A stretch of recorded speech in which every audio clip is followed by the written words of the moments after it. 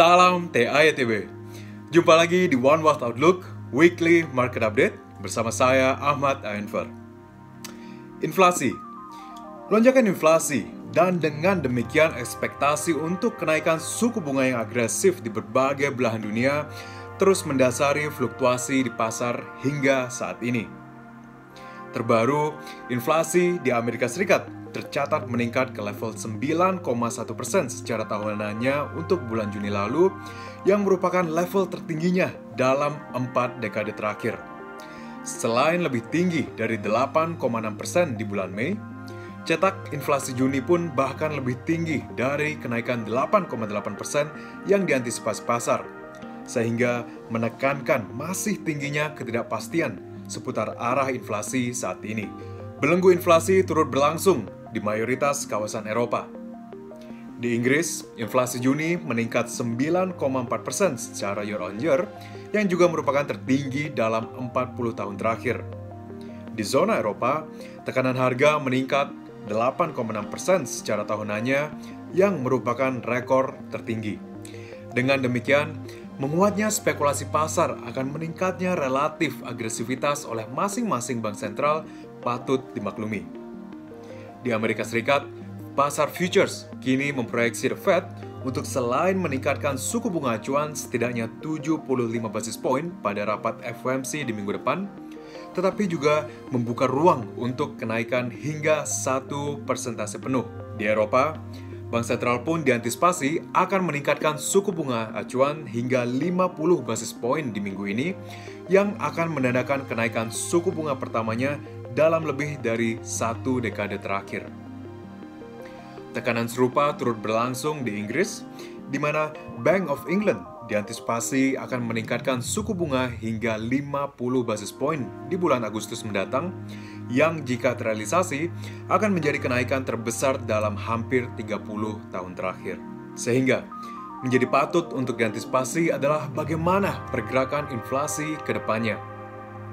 Menilik berbagai cetak inflasi sebelumnya, mayoritas kenaikan harga pun didorong oleh lonjakan harga energi di tengah gentingnya pasar komoditas terkait sejak eskalasi tensi geopolitik di Ukraina pada bulan Februari lalu.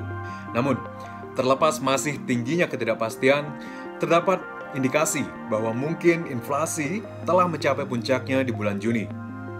Bukan tanpa sebab, menilik pergerakan harga minyak Brent misalnya, harga telah melemah lebih dari 10% sejak titik tertinggi pada bulan Juni lalu, dan bahkan sempat diperdagangkan di bawah level $100 per barrel di penghujung pekan lalu. Tren serupa turut berlangsung pada mayoritas komoditas lainnya, tercermin dari indeks komoditas benchmark S&P JSCI Index yang telah turun hampir 20% sejak titik tertinggi di bulan lalu. Lebih lanjut, ekspektasi inflasi konsumen di Amerika Serikat juga tercatat turun.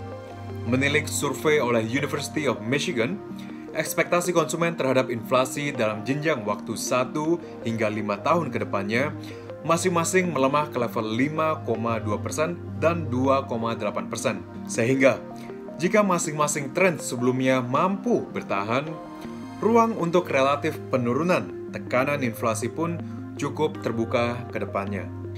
Fokus Bank Sentral juga tertuju pada rapat Dewan Gubernur Bank Indonesia di minggu ini. Menilik konsensus Bloomberg, mayoritas analis pun mengantisipasi Bank Indonesia untuk mempertahankan kebijakan suku bunganya tetap di level 3,5%, seiring dengan masih terkendalinya pergerakan inflasi di dalam negeri, serta relatif stabilitas nilai tukar hingga saat ini. Memang, sementara inflasi Juni meningkat 4,3% secara tahunannya, inflasi inti tercatat hanya tumbuh 2,63%. Terlepas begitu, grup kami pun menilai bahwa di tengah semakin variatifnya tekanan eksternal dan perlunya untuk terus menjaga ekspektasi inflasi di pasar, terdapat keuntungan yang bisa didapatkan dari kenaikan suku bunga lebih cepat daripada lambat. Secara keseluruhan, kembali kami sampaikan bahwa grup kami pun mengantisipasi untuk total 3 kali kenaikan suku bunga di keseluruhan tahun ini alias 75 basis point menuju level 4,25% per penutupan akhir tahun. Sekian informasi dan analisis kali ini. Untuk mengikuti update pasar terkini, Anda dapat mengakses weekly market journal kami melalui link berikut. Dan jangan lupa untuk memfollow kami dengan mengklik tombol subscribe. Saya Ahmad Enver, nantikan One Wealth Outlook berikutnya di minggu depan. Salam TAYTB.